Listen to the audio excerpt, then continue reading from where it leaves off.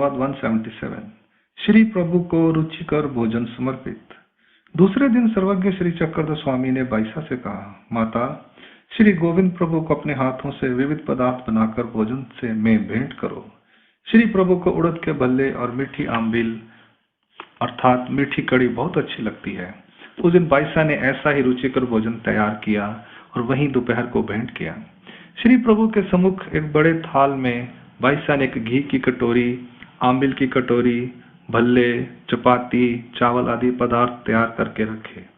श्री प्रभु ने प्रसन्न मन से उन्हें स्वीकार किया। श्री प्रभु द्वारा भोजन करने के बाद बाईसा ने उसी थाल में भोजन के कुछ और पदार्थ रख लिए और उस थाल को कपड़े में ढककर वह भैरव मंदिर ले गई। उसी थाल में सर्वज्ञ को भोजन कराया और शेष बचा हुआ प्रसाद बाईसा, हंस राजा और चांगदेव ने ग्रहण किया। सर्वज्ञ जितने दिन वहां रिद्धपुर में रहे, बाईसा प्रतिदिन श्री प्रभु को भोजन में नए नए व्यंजन अर्थात पदार्थ पकवान खिलाती थी। श्री प्रभु भी उन्हें प्रसन्नता से स्वीकार करते थे। लीला का हेतु। बाईसा को परमेश्वर के दोनों अवतारों को भोजन खिलाने का लाभ प्राप्त हुआ। दोनों अवतारों से दो योग्यताएं प्राप्त हुई। उस वस्त्र को दोनों अवतारों का संबंध प्राप्त हुआ। दोनों अवतारों ने कृपा माया शक्ति का निक्षेप किया। दोनों की उस वस्त्र को प्रसन्नता प्राप्त हुई।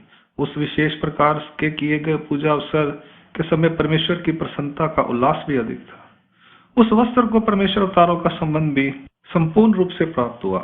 श्री गोविंद प्रभु ने मनुष्य वेश की इस लीला को संपन्न किया और हमारे सर्वज्ञ ने कैवल्य परक लीला को संपन्न किया। अंक लीला क्रमांक पूर्वार्ध 177 यहाँ संपूर्ण होती है। लीला क्रमांक 178। श्री गोविंद प्रभु की क्रीड़ा के समय भैरव में निश्चल बैठना। एक दिन सर्वज्ञ श्री चक्रधर स्वामी भगवान प्रातः काल के समय भैरव के मंदिर में आसन पर विराजमान थे। उधर से श्री गोविंद प्रभु खेल क्रीड़ा करते हुए सीढ़ियों वाली बावड़ी पर आए और वहां विद्यमान केशव की मूर्ति से खेल क्रीड़ा करने लगे। मूर्ति के प्रत्येक अंग पर अपनी अंगुली लगाकर वे कहते, यह इसका नाक है, यह कान है, यह नयन और यह मस्तक है। फिर मुख से कहते, यह देव नहीं है, अरे यह देव नहीं है। ऐसे ही खेल क्रीड़ा करते करते वे भैरव के मंदिर में पहुंच गए। सर्वज्ञ अपनी आंखें बंद करके चुपचाप वहीं बैठ गए। श्री गोविंद प्रभु जब मंदिर के अंदर आए तब उन्होंने पहले भैरव की मूर्ति से खेल क्रीड़ा की और फिर वे सर्वज्ञ के पास आए। भगवान निश्चल होकर वहां बैठे रहे। तब श्री गोविंद प्रभु ने वहां आकर सर्वज्ञ के अंगों पर अपनी अंगुली लगाते हुए कहा, यह कान है, यह नाक है, यह आंख है और यह मस्तक है। फिर उनके मस्तक पर अंगुली रखकर वे कहने लगे, अरे तू देव है, सब तुझे देव कहते हैं, क्या तू देव नहीं है? निश्चित रूप से तू देव ही है। इस प्रकार एक भगवान ने दूसरे भगवान की प्रशंसा की, उसका महत्व स्पष्ट किया। इसके बाद श्री गोविंद प्रभु ने वहां से अन्यत्र प्रस्थान किया। भाई देव बाग के मत अनुसार श्री गोविंद प्रभु ने सर्वज्ञ की भौं पर विद्यमान कांडी गांव के निशान पर अपनी अंगुली रखकर कहा, यह निश्चित रूप से देव है, भगवान है। लीला का हेतु। श्री गोविंद प्रभु प्रत्येक महीने में एक दिन आकर भैरव की प्रतिमा से खेल क्रीड़ा करते थे। उसी के अनुसार ही वे यहाँ आए। श्री प्रभु की खेल क्रीड़ा में कोई बाधा उत्पन्न ना हो, इसलिए सर्वज्ञ ने बाईसा आदि भक्ति जनों को बाहर भेज दिया और स्वयं निश्चल स्थिर होकर वहां बैठ गए। श्री प्रभु ने पहले तो भैरव की मूर्ति से खेल किया और फिर सर्वज्ञ श्री चक्रधर स्वामी के अंगों पर अंगुली लगाकर कहा कि यह भगवान है। ऐसे एक भगवान ने दूसरे भगवान का महत्व समझाया, उनकी प्रशंसा की। श्री प्रभु ने भैरव की श्री मूर्ति से खेल क्रीड़ा क्यों की? इसके उत्तर में कहा गया है, देवता को संबंध देने के लिए और जड़त्व में दुख भोग रहे जीव को संबंध देने के लिए। श्री प्रभु ने अवर ज्ञान शक्ति को ढक लिया था, अतः वे जीव के अधिकार को देख नहीं सकते थे।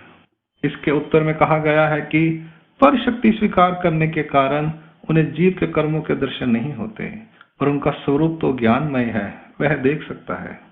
सर्वज्ञ श्री चक्रधर भगवान के अवतार में कृपा शक्ति का विशेष महत्वपूर्ण स्थान माना गया है।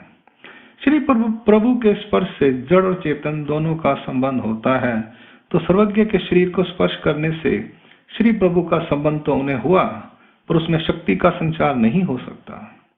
जड़ वस्तु को संबंध होने पर उसमें शक्ति का संचार होता है। श्री गोविंद प्रभु ने मूर्ति के स्पर्श की जो लीला की है, उसके पूर्व पक्ष में एक पागल का कार्य माना गया है और सिद्धांत पक्ष में उनके स्वरूप का कार्य माना गया है। अंक लीला क्रमांक पूर्वार्ध 178 यहाँ संपूर्ण होती है। इसके साथ ही श्री चक्कर स्वामी महाराज का 20 दिन का निवास यहाँ पूर्ण हुआ। अब श्री चक्रधर स्वामी महाराज हंस राजा को श्री प्रभु बाबा की सेवा में छोड़कर आगे वेरुल की ओर जाएंगे।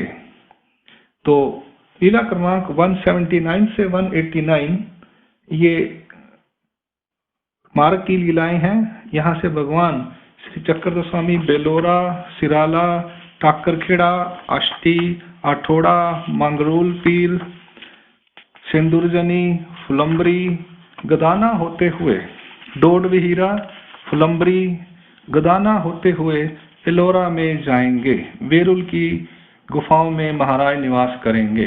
दंडोत प्रणाम। जय श्री चक्रधर स्वामी जी की। अब इसके बाद महाराज श्री चक्रधर स्वामी परिभ्रमण के लिए हरिद्रपुर से वेरुल एलोरा में जाएंगे। दंडोत प्रणाम। जय श्री चक्रधर स्वामी। मिलते हैं।